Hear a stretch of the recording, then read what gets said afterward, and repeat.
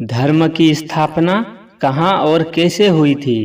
नमस्कार दोस्तों, आइए जानते हैं। भगवान श्री कृष्ण जी ने यो वचन है कि यदा यदा हि धर्मस्य ग्लानिर्भवति भारत अभ्युत्थानं धर्मस्य तदात्मानं सृजाम्यहम् परित्राणाय साधूनां विनाशाय च दुष्कृतं धर्म संस्थापनार्थाय संभवामि युगे युगे। जब जब धर्म की हानि होगी, जब जब इस धरती पर पाप बढ़ेगा, तब तब साधुओं की, देवी वृत्तियों के लोगों की रक्षा करने के लिए, दुष्टों का नाश करने के लिए संभवामि युगे युगे, यानी प्रत्येक युग में मेरा प्रादुर्भाव होगा, आना होगा।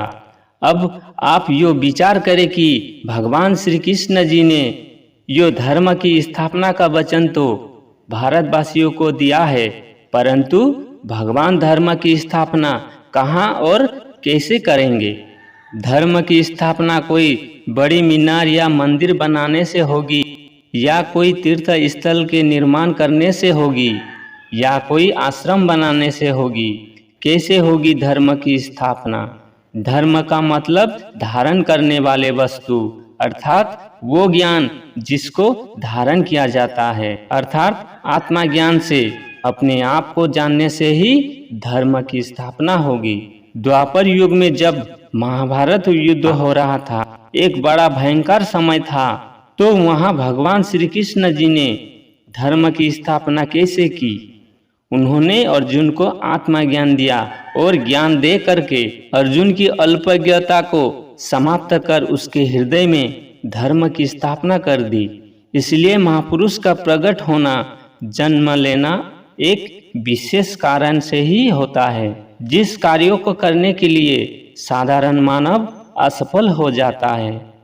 मानव की उस असफलता को, अल्पज्ञता को दूर करने के लिए महामानव का जन्म होता है। जैसे कि जब हम देखते हैं कि एक व्यक्ति बोझे को नहीं उठा पा रहा है, तो हम उससे सहारा लगाते हैं, उसे कहते हैं कि तुम भी जोर लगाओ, और हम भी जोर लगाते हैं, और इस प्रकार उस बोझे को उठाकर उस व्यक्ति के ऊपर रख देते हैं, जिससे कि वो अपने गंतव्य स्थान को जा सके। यो भावना लोक उपकार की, परहित की भावना होती है। इसी भावना को लेकर वो महामानव भी, वो शक्ति भी मानव की असफलता रूपी कीचड़ से, अज्ञान रूपी अंधकार से निकालने के लिए, उसकी अवस्था के अंदर परिवर्तन करने के लिए उसको सहारा देती है। उसके हृदय में आत्मा ज्ञान की जागृति कर धर्म की स्थापना करती है, जिससे कि वो व्यक्ति को अपने जीवन में सुनिश्चित दिशा मिल सके, वो अपने जीवन को सफल बना सके। अगर आपके सामने गहन अंधकार हो तो आप सोच नहीं पाएंगे कि किस दिशा की तरफ मुझे जाना है। आप भटकते फिरेंगे, परंतु प्रकाश होते ही अंधकार समाप्त हो जाता है, और तब आपको अपना रास्ता सामने नजर आने लगता है। किससे बचना है, कहाँ हाथ नहीं लगाना है, किधर बढ़ना है, ये सब कुछ स्पष्ट हो जाता है। इसी प्रकार आत्मा ज्ञान का, अध्यात्मवाद का प्रकाश होने पर व्यक्ति का अज्ञान अंधकार समाप्त हो जाता है और उसे एक सुनिश्चित दिशा मिल जाती है। भगवान श्री कृष्ण द्वारा राजविद्या का उपदेश। आज तो लोग कह देते हैं कि जी चाहे कुछ भी करते जाओ, पहुंच जाओगे, पर ऐसे कहने से कुछ नहीं होगा। बिना प्रकाश के अंधकार कैसे हटेगा? अंधकार को दूर करने के लिए प्रकाश पैदा करना होगा।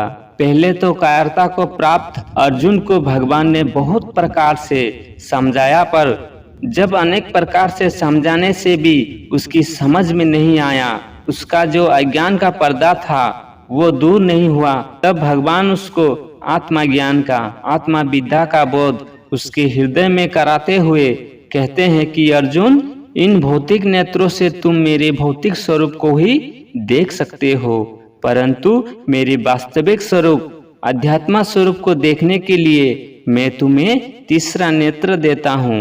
और उसको तीसरा नेत्र प्रदान किया। जब अर्जुन को ज्ञान चक्षु की, दिव्य नेत्र की प्राप्ति हुई और उसके द्वारा जब उसने भगवान के विराट स्वरूप का दर्शन किया, तब वो भगवान कृष्ण की वास्तविकता को जान करके उनके आगे नतमस्तक हो गया और क्षमा याचना करने लगा कि प्रभु, मैं आपको साधारण व्यक्ति समझता था, आपको साका भाव से देखता था, इसके लिए आप मुझे क्षमा करें। आप तो गुरुओं के भी गुरु हो।